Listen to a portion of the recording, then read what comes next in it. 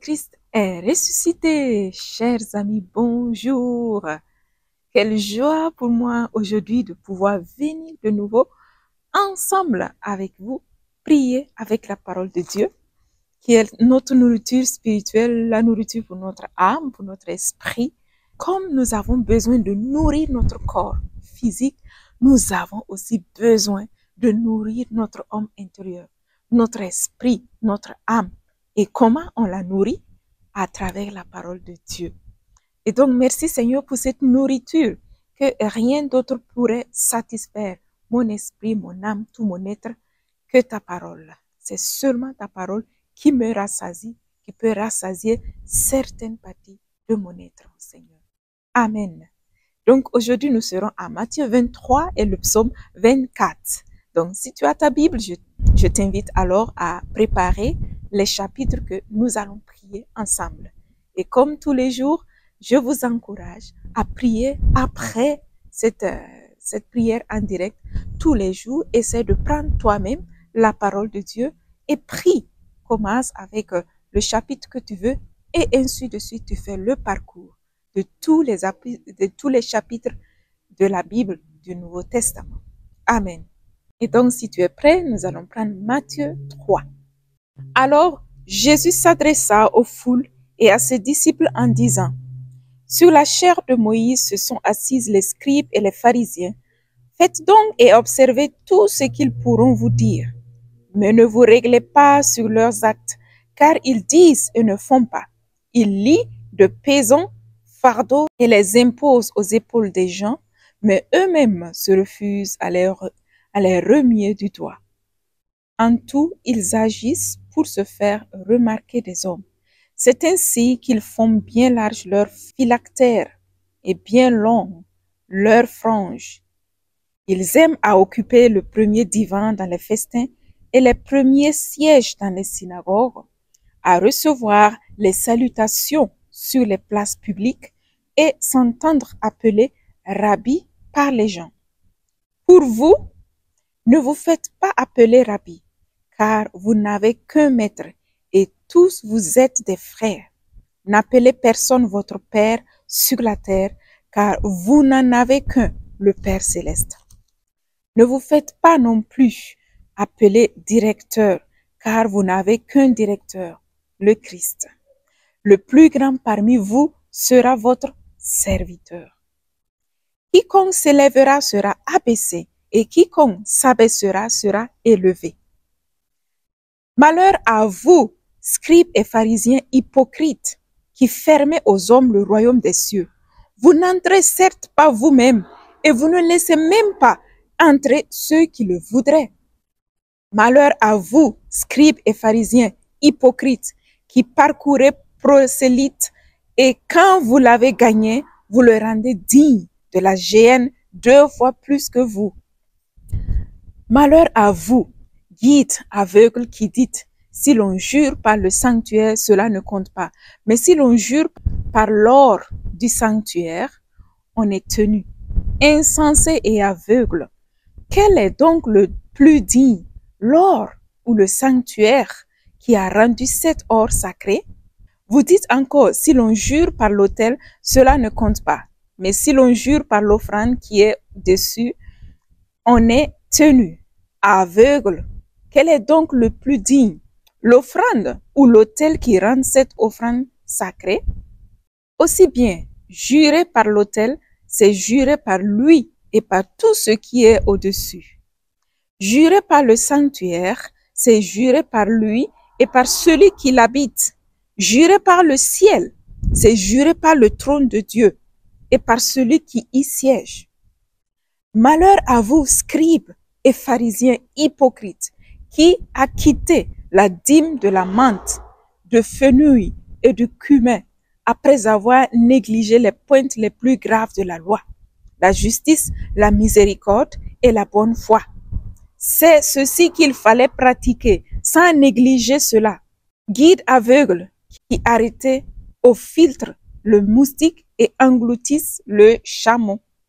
Malheur à vous, scribes et pharisiens, hypocrites qui purifiez l'extérieur de la coupe et de l'écueil, Quand l'intérieur est rempli par rapine et intempérance, pharisiens aveugles, purifiez d'abord l'intérieur de la coupe et de l'écueil afin que l'extérieur aussi devienne pur.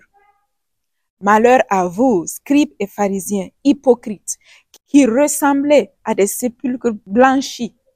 Au dehors, ils ont belle apparence, mais au-dedans, ils sont pleins d'ossements de mort et de toute pourriture. Vous de même, au dehors, vous offrez aux yeux des hommes l'apparence de juste, mais au-dedans, vous êtes pleins d'hypocrisie et d'iniquité. Malheur à vous, scribes et pharisiens, hypocrites, qui baptisez les sépulcres des prophètes et décorez les tombeaux des justes, tout en disant, si nous avions vécu du temps de nos pères, nous ne nous serions pas joints à eux pour verser le sang des prophètes. Ainsi, vous en témoignez contre vous-même. Vous êtes les fils de ceux qui ont assassiné les prophètes. Eh bien, vous comblez la mesure de vos pères. Serpents engeance de vipères, comment pourrez-vous échapper à la condamnation de la géhenne? C'est pourquoi voici que j'envoie vers vous des prophètes, des sages et des scribes. Vous en tuerez et mettrez en croix, vous en flagellerez dans vos synagogues et pourchasserez de ville en ville pour que retombe sur vous tout le sang innocent répandu sur la terre depuis le sang de l'innocent. Abel jusqu'au sang de Zacharie, fils de Barakchi, que vous avez assassiné entre les sanctuaires de l'autel. En vérité, je vous le dis, tout cela va retomber sur cette génération. Jérusalem, Jérusalem, toi qui tues les prophètes et lapides ceux qui te sont envoyés. Combien de fois ai-je voulu rassembler tes enfants à la manière dont une poule rassemble ses poussins sous ses ailes? Et vous n'avez pas voulu. Voici que votre maison va être laissée déserte. Je vous le dis, en effet, désormais, vous ne me verrez plus jusqu'à ce que vous disiez, béni soit celui qui vient au nom du Seigneur. Amen. Oui, le verset proprement qui m'a touché, c'est ce dernier verset, verset 39. Je vous le dis, en effet, désormais, vous ne me verrez plus jusqu'à ce que vous disiez, béni soit celui qui vient au nom du Seigneur. Oui, Seigneur, merci pour cette merveilleuse parole qui éduque vraiment comment se comporter, ne pas se comporter en hypocrisie, mais en homme vrai, un homme vraiment qui cherche le bien, l'amour, la miséricorde, la paix. Seigneur, oui, je veux te louer de tout mon cœur, jour après jour. Mais comment puis-je te louer à travers ma vie? Je peux te louer à travers ma vie en faisant ta volonté. Et ta volonté se trouve dans ta parole. Tu me le déclares tout dans ta parole. Oui, Seigneur, donne-moi de te louer sans fin. Béni sois-tu, toi qui viens au nom du Seigneur, Seigneur Jésus-Christ. Je te reconnais comme mon Seigneur, comme mon Sauveur. Tu es le roi des rois, le Seigneur des seigneurs. Tu es venu sur cette terre nous combler de ta présence, de ta bienveillance, de ton amour, nous libérer des chaînes du péché qui nous entretenaient prisonniers, enchaînés sous le poids de l'ennemi, de nos péchés. Seigneur, merci pour ce grand privilège de ton amour et de ton pardon.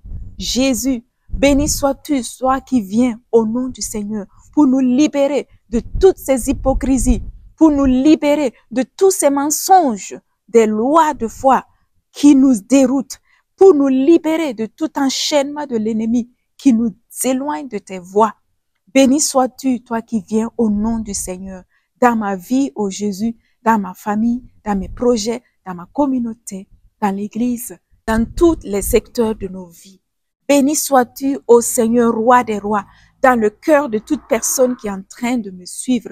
Béni sois-tu, toi qui viens au nom du Seigneur, dans nos vies. Resplendis, Seigneur, toujours de plus dans nos vies, dans nos cœurs, afin que nous puissions être vraiment tes instruments de lumière sur cette terre, Seigneur. Permets-moi d'abord, Seigneur, d'avoir un cœur qui sache aimer, qui sache te louer, qui sache te suivre. Oui, Seigneur, je t'aime et je veux te donner ma vie. C'est ma joie, ma plus grande joie, c'est celle de te suivre. Merci de m'avoir appelé à te suivre dans la vie religieuse, Seigneur, que je t'appartiens. Oui, Seigneur, je t'appartiens. Je suis ta fille bien-aimée. Merci de m'aimer, de m'avoir créé et de m'avoir aimé. Ainsi, moi qui suis ta créature, pécheresse, tu m'as aimé et tu m'as libéré, Seigneur. Tu continues de me libérer de toute ta chaîne de l'ennemi. Amen. Voilà, maintenant, mon frère et ma soeur, tu peux prier avec le verset qui t'a touché le plus. Et nous allons passer ensuite au psaume 24. Donc, le psaume 24. Ô Seigneur, la terre et sa plénitude, le monde et tout son peuplement, c'est lui qui l'a fondé sur les mers et sur les fleuves l'a fixé. Qui montera sur la montagne du Seigneur et qui se tiendra dans son lieu saint? L'homme aux mains nettes, au cœur pur, son âme ne se porte pas vers des riens. Il ne jure pas pour tromper. Il emportera la bénédiction du Seigneur et la justice du Dieu de son salut. C'est la race de ceux qui le cherchent, qui recherchent ta face, Dieu de Jacob. Porte, levez vos frontons, élevez-vous portail antique, qu'il entre le roi de gloire. Qui est le roi de gloire? Qui est-il, ce roi de gloire? C'est le Seigneur, le fort veillant, le Seigneur, le veillant des combats. Oui, porte, levez vos frontons, levez-vous portail antique, qu'il entre le roi de gloire. Qui est-il, ce roi de gloire? C'est le Seigneur Sabaoth. C'est lui, le roi de gloire. Oh oui, Seigneur, c'est toi le roi des rois, le roi de gloire. Le roi de gloire, c'est toi, Seigneur. Qui autre, Seigneur, est digne de recevoir nos louanges, nos adorations, nos remerciements, nos élévations que toi? C'est toi, Seigneur. À ta voix, tout genou se plie. À ta voix, Seigneur, tout est. À ta voix, Seigneur, tout peut changer. Tout restaure, tout respire, tout vit. Oui, Seigneur, c'est toi le roi de gloire qui règne sur la terre, dans les cieux, qui règne dans nos vies, qui règne à jamais et pour toujours. Je veux que tu viennes régner dans ma vie encore de plus, toujours de plus. Aujourd'hui, je renouvelle mon adhésion à toi. Seigneur, je proclame que tu es le roi de ma vie. Tu es le roi de gloire. Tu es mon sauveur. Tu es mon Seigneur. Ma vie t'appartient. Je te donne ma vie, Seigneur Jésus, et je reçois ta vie dans ma vie. Viens, Seigneur, afin que ce ne soit plus moi qui vive, mais que ce soit toi qui vis en moi, comme Saint Paul l'a dit dans les lettres. Oui, Seigneur, ma vie t'appartient. Tous mes projets t'appartiennent. Tous mes soucis t'appartiennent. Les maladies, les difficultés. Seigneur, c'est toi qui es ma solution en toutes ces circonstances de la vie. Avec toi, je ne crains rien. Seigneur, car tout est sous ton contrôle et je vis dans ta paix. Merci, Seigneur, pour la joie de t'appartenir. Et alors, mon frère et ma sœur, c'est une très grande joie de pouvoir chaque jeudi me connecter et ensemble pouvoir prier ensemble avec vous. C'est le plus beau cadeau pour moi de la semaine, de pouvoir ensemble proclamer la parole de Dieu pour nos vies, pour nos familles, pour tous nos projets. Amen. Je te salue avec ce beau soleil qui resplendit. Je suis en Italie, à côté d'une église très belle. Et alors, au revoir mon frère et ma sœur. Que la joie et la paix du Seigneur t'accompagnent en ce jour. Au revoir et sois béni là où tu es. Au revoir.